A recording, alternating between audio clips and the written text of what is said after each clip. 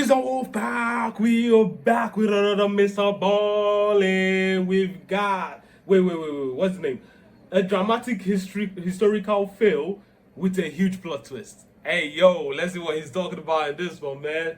One night in 1944, an American military pilot was flying over England when he turned around in his cockpit and looked at this panel of switches that was right behind him. And after looking for a particular switch, he reached out and he was about to toggle it, but he stopped because he knew what he was about to do, flipping this switch, would easily be the most dangerous thing he had ever done in his entire life. But this was his duty. He had to do it. And so after taking a deep breath, he flipped the switch, and immediately chaos ensued, and the course of American history would be drastically changed forever. If you've never heard the story before, and many people have not, this is not nearly as well known as it should be, then you are in for a huge reveal at the end. But before we get into that story, if you're a fan of the strange, dark, and mysterious delivered in story format, then you've come to the right place because that's all we do, and we upload once a week.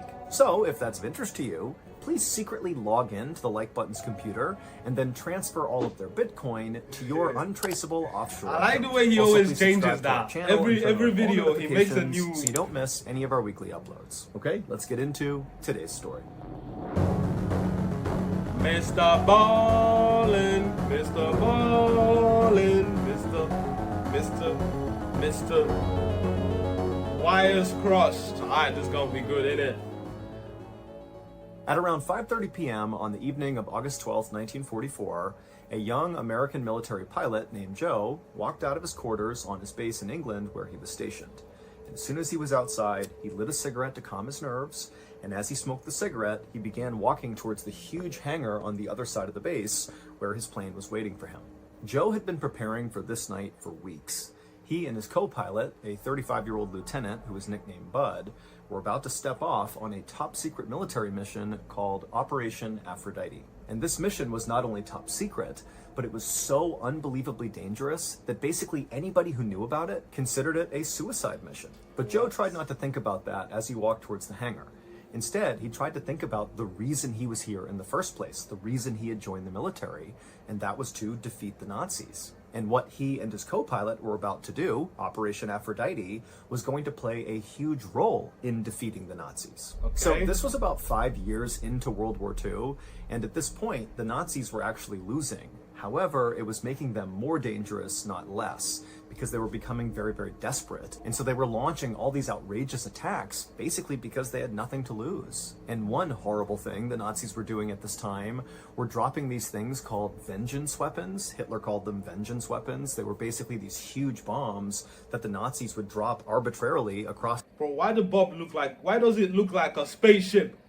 Hey, yo, Hitler, what was in your mind, my boy? The United Kingdom on major population centers, and by this point in the war, these vengeance weapons had killed over 5,000 civilians. And damn. At this exact moment, like this night, as Joe was walking towards the hangar, the Nazis had a stash of vengeance weapons aimed directly at London. That was going to be their next target. And so the mission that Joe and his co-pilot Bud were going on, Operation Aphrodite, was going to be to go out and destroy those vengeance weapons to save London. And as nervous as Joe was about this mission, and he was really nervous, he was also very excited. He actually had volunteered for this mission when many other pilots had done everything they could to stay away from this mission. Why would you and on do top that, of that, bro? Joe actually had flown enough missions by this point in the war that he didn't need to fly anymore. He could just go home. But instead, he volunteered for this mission. Bro, that's one thing I never get.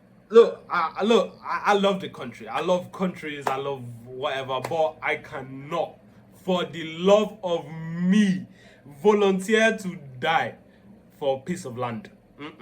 And a reason why Joe might have decided to do that has a lot to do with the family he was raised in. So Joe came from a family that was very successful and accomplished, and his father really pushed Joe and his younger brother to be the very best at whatever they were doing and to be very competitive with each other. And so while Joe and his younger brother did love each other, they also had a pretty intense rivalry. And for a while, Joe's father obviously favored Joe. I mean, Joe was the favorite child, and, his father would always say, Joe's going to be the president someday. He's so talented. But after the attack on Pearl Harbor that brought the United States into World War II, both Joe and his younger brother joined the military, and pretty early on in the war, Joe's younger brother got an award for heroism. He had basically saved his platoon of men, and he won all these awards, and he was all over the news. And pretty quickly after that, Joe felt like he fell out of favor with his dad, that his dad kind of looked at the younger brother as being the favorite child now. And so Joe really started to feel insecure and wanted to prove himself really to his dad. And so when Operation Aphrodite came up, Joe volunteered for it really because he wanted to be a hero. You see, it wasn't for the country, bro. It wasn't, but it was for the country, but particularly he had some inner demons he had to fight. You feel me? But Broski was out here trying to make his dad love him. So he decided to, hey yo, why not go volunteer to blow up Nazi bombs? He wanted to show his dad that he too could do something huge and change the course of history. And he would change the course of history, but not in the way he expected. And so Joe continued to smoke a cigarette and hustled across the base towards the hangar. And as he did, he found himself kind of speeding up, like he just wanted to get over there and get started. Joe's commanders had given him a special code he would call out over the radio if this mission was successful. It was spade flush. That's what he'd say over the radio. Okay. And so as Joe hustled towards the hangar, he imagined how incredible it was going to be to yell out spade flush over the radio. I mean, it was only like 30 minutes away from that moment. This was a short mission. And so finally Joe reached the hangar and he looked up to the sky one more time to make sure the weather looked solid, because actually they had tried to launch Operation Aphrodite a couple of days earlier, but it had been canceled because of fog. But Joe looked around and the weather looked good, and so he knew it was going to be a go. So he flipped his cigarette butt and stepped into the hangar. Inside this hangar was this massive, big open space. And in the center of the hangar on the floor was this huge plane called a B-24 Liberator. This was, of course, Joe's plane for the night.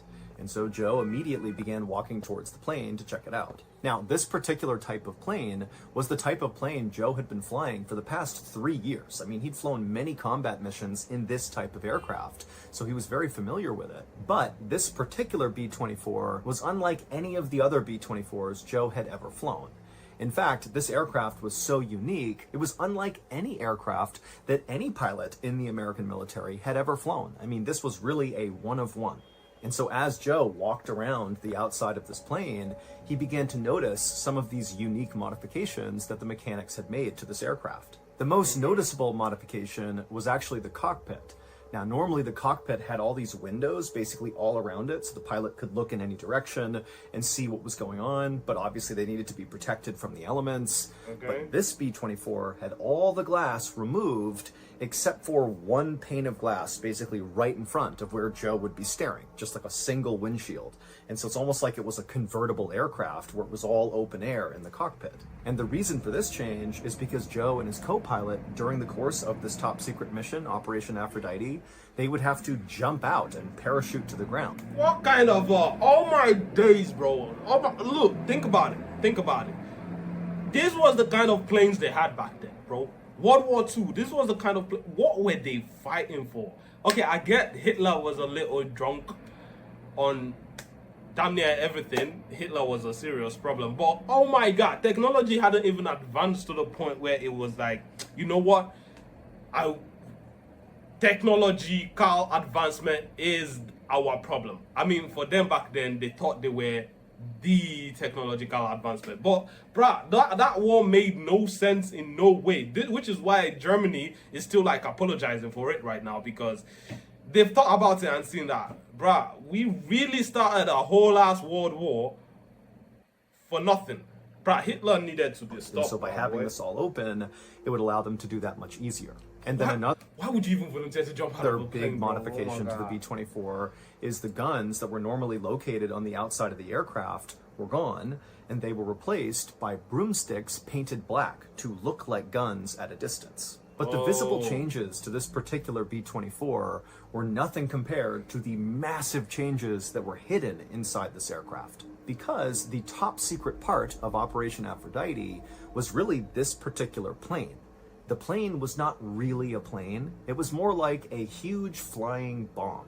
The military's mechanics basically hollowed out the entirety of this plane, removed everything inside of it that was not absolutely vital, and they replaced it with explosives. 10 tons of explosives. Like, this What? is an unbelievable amount of explosives. A few minutes later, at around 5:55 p.m., Joe and his co-pilot Bud, who by this point had come into the hangar, finished doing their exterior inspection of the aircraft, and then they climbed into the cockpit, with Joe taking a seat in the pilot's seat and Bud sitting in the co-pilot's seat.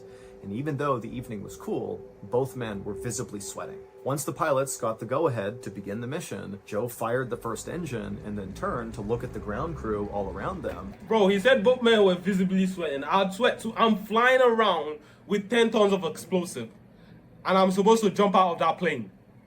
I'd shit myself and use my pistol to clean it up. I promise He you, noticed bro. all of them looked really, really serious. I mean, they obviously knew how intensely dangerous this mission really was. And the fact was, you know, the pilots might not make it home. And so they're looking up at these guys like, I'm sorry you have to do this. But Joe, you know, he looked out at these people and he sensed that was going on. And so he made a big show to wave and smile at them, to show confidence, like he knew what he was going to do. He's going to be fine. But in reality, Joe really was terrified. I'd be terrified too, bro. I don't know. I'm not even waving at anybody. In about 10 Bro, I'm not even gonna be waving at anybody. I'm going to be like, bro, you guys better see. I bet if I don't make it back, I better have a statue in my name, bro. I better have like a Joe Day. I better have like he saved the world day, because why the hell am I even doing this in the first place? seconds, I'm going to hold something up in front of the camera that our team has been working on for over a year, and it's finally ready to be revealed, and we know you're going to love it. All right, drum roll please, here we go. And it's the Strange, Dark, and Mysterious delivered in book format.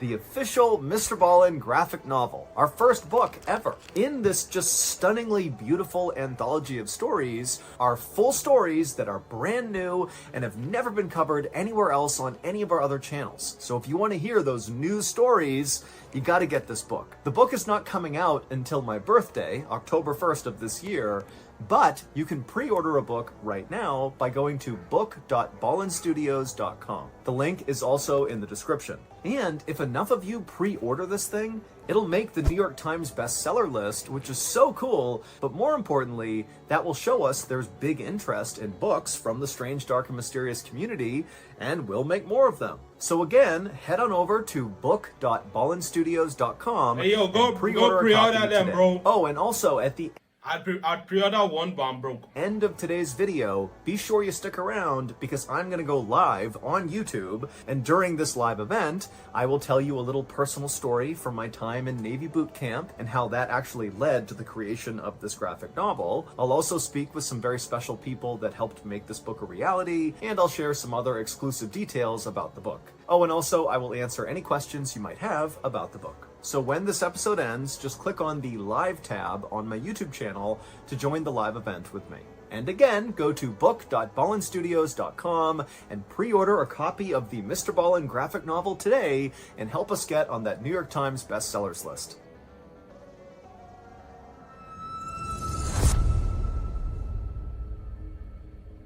By 5:59 p.m., Joe had all 4 propellers spinning on the aircraft, and so he released the brake and began taxiing out to the runway.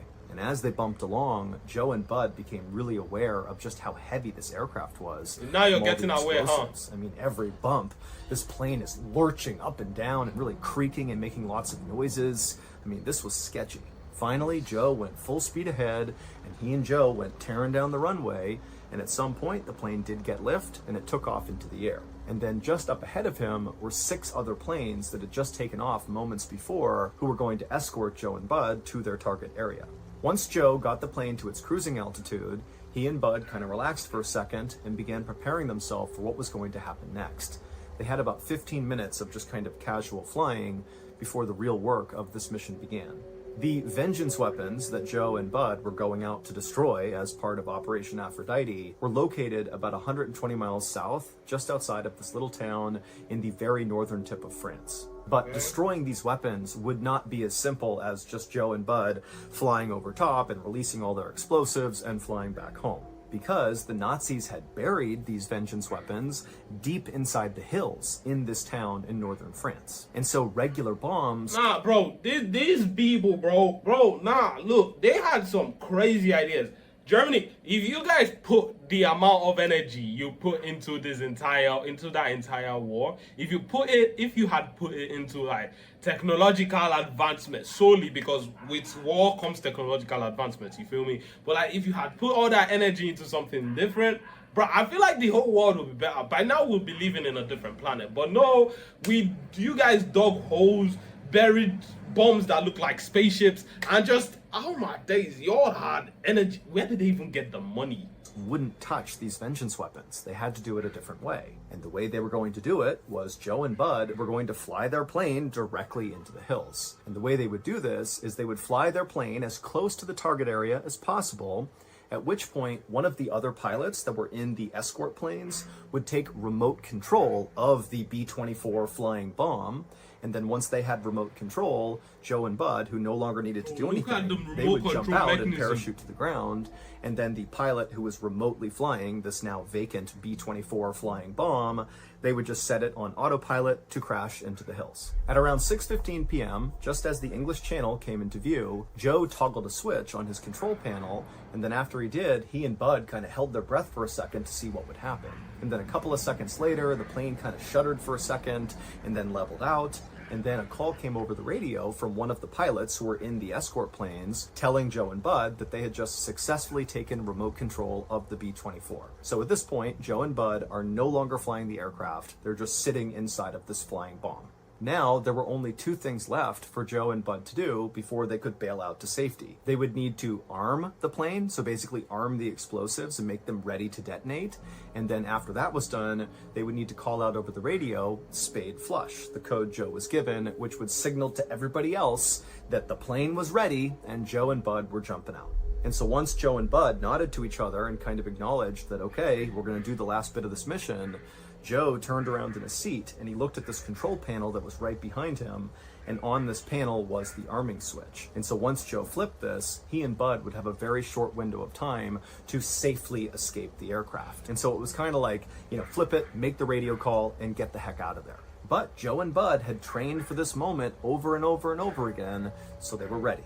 And so eventually, Joe flipped the switch, grabbed his radio, and called out, spade flush. What Joe and Bud could not have known when the mechanics were making all these modifications to this B-24 was that one of the mechanics accidentally crossed some wires in putting in all these explosives. And so just seconds after Joe had armed the explosives, they detonated. They were not supposed to, but they did. And so Joe and Bud were killed basically a fraction of a second after calling out spade flush. But it would turn out the catastrophic failure of Operation Aphrodite. Bro, you see what I'm saying though? Like, bro, come on, bro. War is such a devastating thing. You can just die. Like, I don't know how people sign up. Like, how do you even... Look, I'm not saying it's a bad thing, but I cannot fathom in my mind how people are so patriotic that they literally sign up to die. Like, if you go to war, the possibility of you dying is like 70-30. Or 80-20, bro. How do you willingly put your signature on a paper that says if that happens, the country isn't liable, it's all on you, but you're doing it, you're volunteering, it's your patriotic right, blah blah blah blah blah blah blah. Now these homeboys blew themselves up because an engineer made a mistake. They blew themselves up because an engineer made a mistake. They ain't get no trophies, they ain't get no statues, they didn't get no holidays because hey, the mission wasn't a success. The vengeance weapons are still there, but they dead. Had no impact on World War II. In fact, Operation Aphrodite should never have happened in the first place. It was totally unnecessary. What Joe and Bud and the rest of the American military didn't know at the time was 5 weeks earlier, the British Royal Air Force dropped a whole bunch of ground-penetrating bombs all across those hills in northern France, and they destroyed all of the vengeance weapons. Wait, if the US and the UK were fighting Germany, why weren't they in communication? You see the problem? All of y'all are just fighting yourselves. Why do you keep fighting yourselves? We already drew up maps. This place is for you. This place is for you. You stay on your side. I stay on my side. But for some weird reason, this weirdo right in front of us has decided he wants to take this side and this side. So now we're both fighting him. So why aren't both of us working together temporarily to beat his ass so everybody can go back to their sides? So when Joe and Bud took 5 weeks and nobody told them. 5 weeks. 2 people just died for nothing. off on this doomed mission, there was no threat to London. None. But that is not the big reveal in this story, because Operation Aphrodite changed the course of American history in a really specific and really enormous way. Because Joe, whose full name was Joseph P. Kennedy Jr., was a member of the very famous Kennedy family, a big-time political family in America. And at the time, the Kennedys were all saying, Joseph is going to be the next president of the United States. And everybody believed it. He was going to be the guy. But then, of course, Operation Aphrodite changed all of that because Joseph was killed. And so the war would end about a year later, and when it did, Joseph's younger brother, John F. Kennedy, who won that award for heroism and got a Purple Heart early on in the war, and he kind of became a war hero, which prompted Joe to volunteer for Operation Aphrodite.